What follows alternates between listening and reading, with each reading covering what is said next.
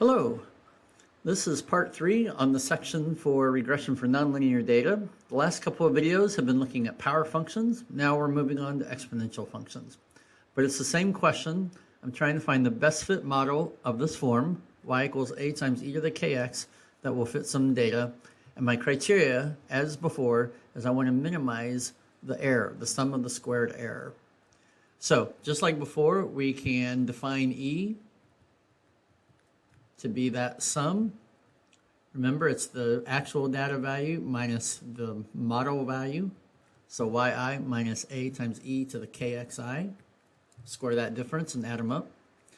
And so we want to minimize e. As before, if we try to solve the partials with respect to the unknowns, in this case the a and the k,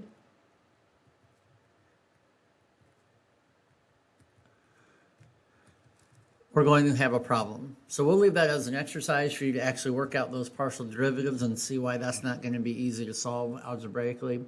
But once again, we can't do it directly, so we need an alternative.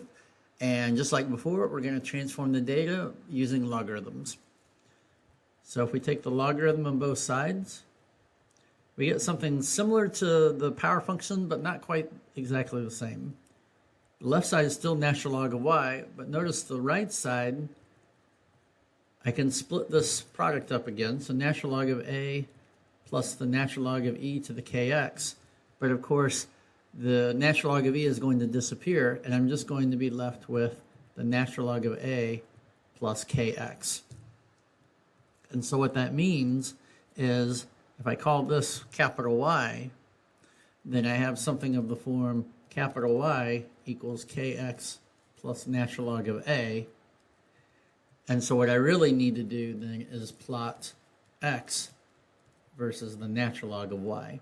So that's our transformation. We only have to plot one variable instead of both of them, and we will get a linear relationship. And then linear regression that we've talked about before will work just like before. So that is the upshot of it. 2 cautions to be aware of. So just like before, minimizing transformed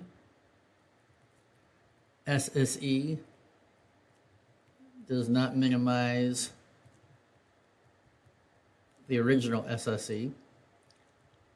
So there are situations where this solution, finding the k and the a that minimize this transformed SSE, is not going to be as good of a fit as we might have hoped.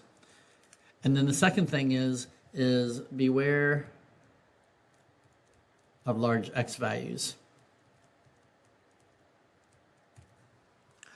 And we say that because if you think about our model, x is in the exponent, so we're taking a number 2.7, raising it possibly to some really large power, depending on what k is. And so that can cause a lot of round-off error, or at minimum, provide numbers that aren't too useful.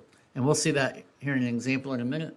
But for now, just be wary of these 2 situations, and we'll see you in the next video to do an example.